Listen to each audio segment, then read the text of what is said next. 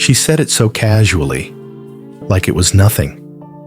Just a quick call, a little favor, the kind of thing that happens every Christmas.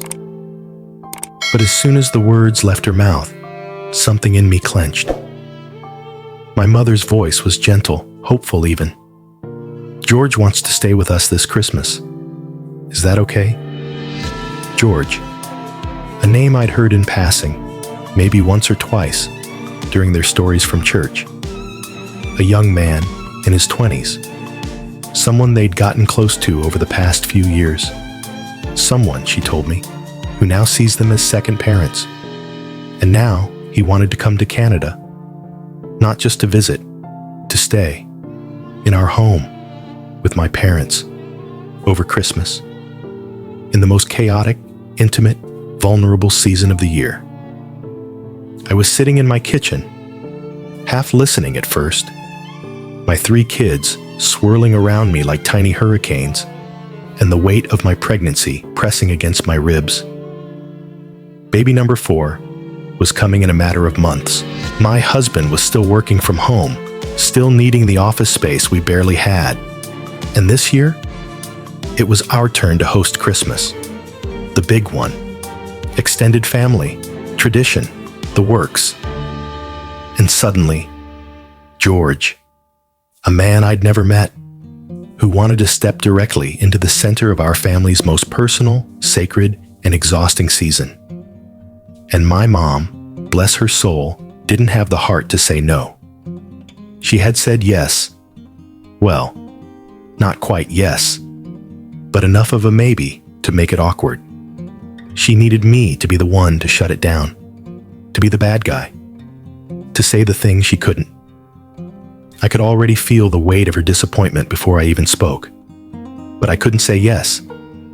I just couldn't. Let me back up. My parents live overseas. They come visit us twice a year, once at Christmas, always, and stay with me, my husband, and our 3 kids. And I love it. I truly do. They're amazing with the kids. My mom helps cook, helps decorate, helps me hold the center together when it's all too much. Christmas is loud, messy, beautiful, everything it's supposed to be. So no, I'm not someone who resents my parents or struggles with boundaries. But this was different. George wasn't family. He wasn't a lifelong friend. He wasn't someone I had memories with or trust built over years. He was a stranger to me, to my husband, and most importantly, to my children. And in our house, that matters. I tried to respond gently, told her we simply didn't feel comfortable having someone we didn't know staying in our home, especially not over Christmas, especially not when I'm pregnant, especially not when we're already hosting extended family and barely have space as it is.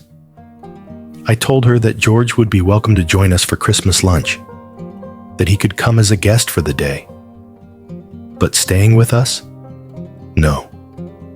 She was kind, but I could hear it in her voice, the sadness, the awkwardness, the guilt. She said it would make things more expensive for him, that maybe he wouldn't be able to come at all now. I could feel her struggling, caught between her desire to say yes to someone she cares about and the reality that the yes wasn't hers to give. I don't think she meant to put me in this position, but she did. And then came the doubt, because my parents have always opened their home to people in need, always had someone at the table who had nowhere else to go. It's who they are, kind, generous, deeply giving people, the kind of people I hope to be like on most days. And here I was, saying no, saying that my boundaries, my space, my peace mattered more. And it didn't feel good. It felt selfish. Until I thought about it harder. Until I remembered what it's like to breastfeed a newborn in the middle of the night, exhausted and raw, trying to find 5 minutes of quiet in a house that never sleeps. until I imagined having to tiptoe through my own home during one of the most emotionally charged times of the year, pretending everything's fine when there's a man I don't know sleeping down the hall. Until I looked at my kids, wild and innocent and unfiltered, and imagined having to monitor every interaction, every laugh, every moment, just in case. And I realized this isn't about being unkind. It's about being safe. It's about being honest. It's about knowing my limits and respecting them. Because George, from what I hear, is probably a nice guy. He seems sweet, polite, grateful. He probably meant no harm. But here's the thing. I don't know him. And that means I can't protect my family from him. Not because he's done something wrong, but because I simply don't know who he is. That's not paranoia. That's parenting. That's adulthood. And as much as I understand my mom's heart, I need her to understand mine too. The study that she suggested George could use as a bedroom, that's my husband's office. He still needs it, before and after Christmas. That space isn't extra, it's essential. And the playroom she thought she and my dad could move into instead, that's where our kids will spend their holidays making memories, sprawled out with toys, puzzles, and crayons, turning chaos into magic. It's not just space, it's stability, it's family. And I won't trade that in for a polite yes. So I said it. I told her no, and I meant it. And still, I feel bad. Not because I think I'm wrong, but because I know my mom is kind to a fault. And this moment, it cracked something in her. Something gentle and old and deeply rooted in the way she loves. She didn't want to disappoint anyone, but someone had to be disappointed. And this time, it couldn't be me. I think George will understand. If he's the person they say he is, he'll understand. Maybe not right away, but eventually. And maybe he'll come visit Canada another time. When my parents have their own home again. When they can open their doors to whoever they want, without needing to ask permission from anyone. But this year, I have to protect my peace. Because Christmas, for all its joy, is hard enough. Hosting family, wrangling toddlers, carrying a child inside you while trying to keep the magic alive. It's a lot. And the idea of adding a stranger to that chaos, it was never going to be a yes. So, am I the asshole? That's the question I keep coming back to. Because I know how this could look from the outside. Pregnant woman turns away a young man who just wanted to be with people he cared about for Christmas. Denies her parents the chance to extend kindness. Says no when yes would have made someone happy. But I also know how this looks from inside my life. It looks like self-respect. It looks like drawing a line, not out of judgment, but out of love for what's already here. My children, my husband, my sanity, my safety.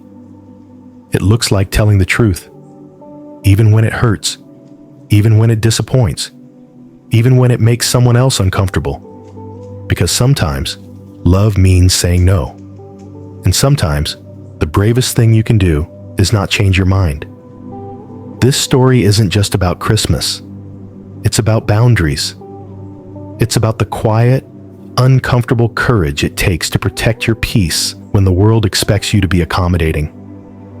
It's about choosing your family's well-being over other people's expectations, even when those expectations come from someone you love.